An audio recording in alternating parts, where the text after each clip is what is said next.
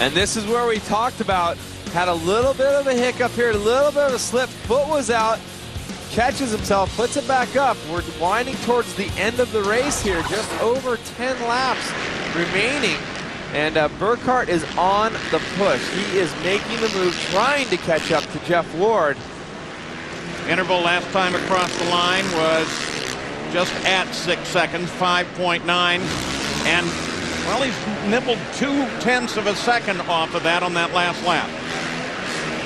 And Doug Henry with the big pit mistake. I mean, what a fiasco for him, pulling into the pits at the wrong time when the board that was counting down to the open pit came out. He went in, had to pit twice now, and as Jamie reported, he is carrying extra fuel on board. It is mandatory to dump X amount of fuel when you come into your pit, so he had already dumped enough to go all the way, but he had to dump that amount again. And if you're wondering what happened to Jeremy McGrath, remember he had the problem with the fuel and slowed down on the course. We're looking for an update on him. In the meantime, let's go to Jamie Little. Well, guys, for an update on what happened, the miscommunication in Team Yamaha. This is where the mechanics are standing with the pit board. They're giving them the 3 sign for 3 laps to go, 2 laps to go, and so on. What happened is the team radioed to the mechanic and said, put the sign out. Well, he thought that meant put the sign out to bring him on in. He held this out, 19. That means Doug Henry come in and threw off the program. Doug came in 3 laps early, and that cost him the race, guys.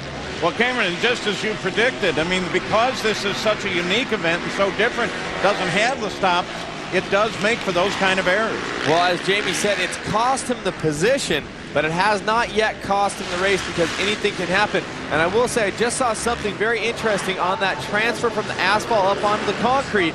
It looks like a chunk of the asphalt where you go up onto the curb is being ripped out there, which might become a factor. If that curb starts to show up, that will be sharp and can throw riders around.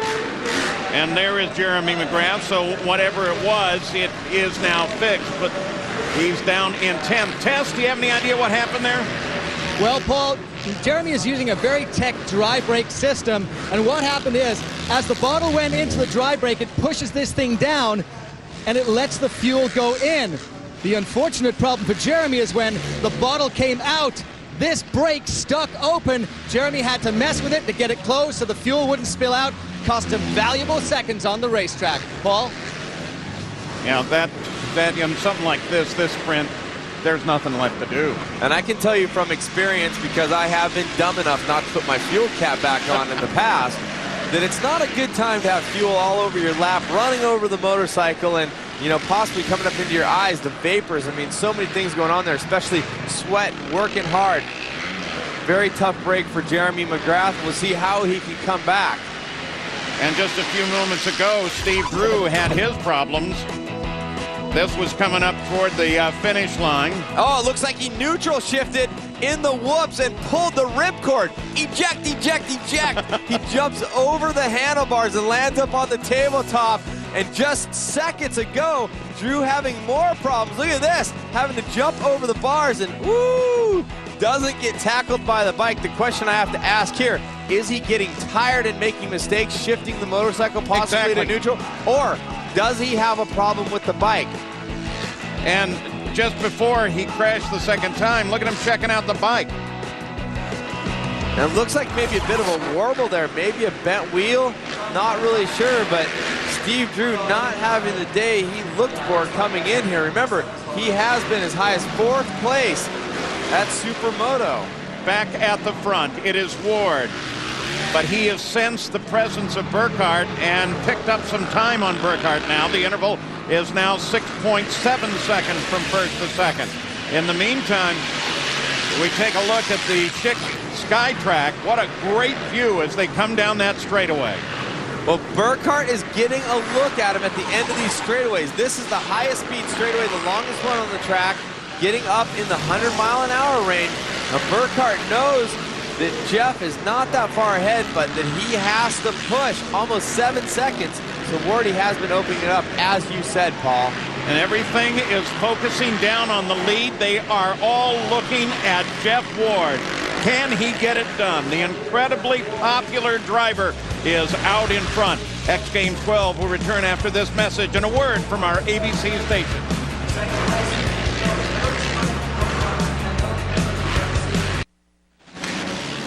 We welcome you back. The leader is Jeff Ward. There he is. But let me assure you, Burkhart, Henry, Fillmore, Reed, they're all closing down on the leader as we enter the fatigue zone. 27 laps are complete.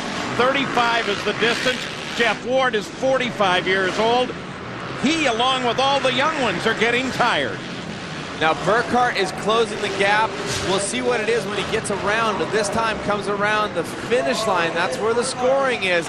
Last time, just over 5 seconds back. The one thing Burkhart has to be careful of, not to use up his tires on the asphalt. If he burns up the tires trying to push too hard, it could become a problem where it gets really greasy there at the end. And that's a good point, because you have seen all of them really using up the rear, especially in the tighter section. Burkhart closes now to within 4.5 seconds. Ooh, we got a shootout here. 7 laps to go, 4.5 seconds. When you said earlier, Burkhart now can see him on the straight, so he knows where his target is. He can also look over when they get into the stadium. Well, it was only on the longest straight, but now on the shorter straights, he's starting to see him as well. So now Jeff Ward may just be backing out just a little bit, trying to keep it safe and conservative. He knows that not only does Burkhart have to catch him, but he has to pass him. Yep. Henry, by the way, has been closing in as well from third, but that's remained stationary at about a 17-second interval from the leader the last 2 laps. And Henry, our gold medalist from last year, we know obviously he has the skills. We've been seeing great things from him. A little slip up, remember, those of you that may just be joining us, he pulled into the pits at the wrong time and had to pit 2 times in this mandatory pit stop setup. It's called Supermoto. It's special and unique to X in this form. Involves every discipline that there is. On the dirt, on the asphalt, on the concrete. Back in the field, 10th place. There is Travis Pastrana. He had the whole shot right on the start, came off the gate faster than anybody, and then right away laid the bike down. Set off a chain reaction accident. He's back sitting in 10th now, and ahead of him on the course is Jeremy McGrath, who with all of his troubles has fallen to 9th. Well, Jeremy McGrath looking, oh, look at the cut down on the times, and there's Jeremy McGrath. He doesn't want to end it like this, but he will be back racing here October 6th and 7th in his own invitational supercross, which should be pretty fun, but I know he was very focused on this, worked very hard. He's been training for both his race and this race, and I think he's going to be disappointed the way this ends up. At the front, Burkhart continues to nibble away at Jeff Ward. It was 3.7 seconds last time across the line. There is Ward, and you saw Burkhart come off the corner. Wow, look at that. Wardy stepping it way out, but cutting the inside on that corner. Maybe looking at a little bit of a different line, and they have a rider in between them. There's a lapped rider in front of Burkhart. So very important right now for Burkhart to get directly by. Hopefully this lapper knows. It looks like he's looking back. He gives way. We have a race, and Burkhart even saluting on the way by. At those speeds, thank you very much for the recognition. He gives the wave over to Mickey Diamond, and now he is in direct pursuit of the leader.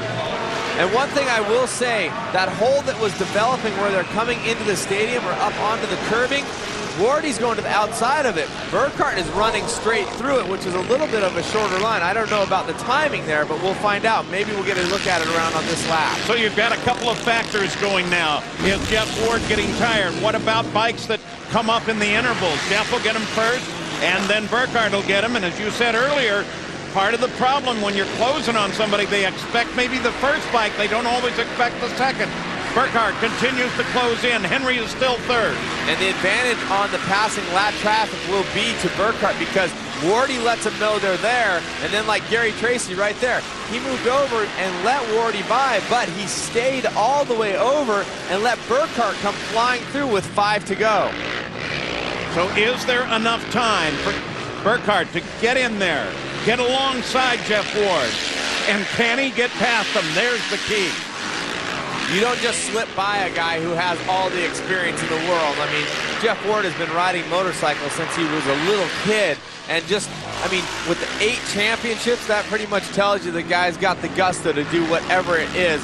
And I don't think this is going to be, if Burkhardt can catch him, this would be any kind of easy pass. Well, let's think about some possibilities, too. If the two of them get locked in an absolute battle and then one of them makes a mistake and takes them both out, hands everything over to Doug Henry, who is currently the bronze medalist, and last year, remember, was the gold medalist. So with 5 to go, there is so much that can happen. Well, the one thing we got to remember is Ward, he was kind of hating on McGrath a little bit for slipping up, and I think Ward is a guy who's very cerebral and will keep it very smart.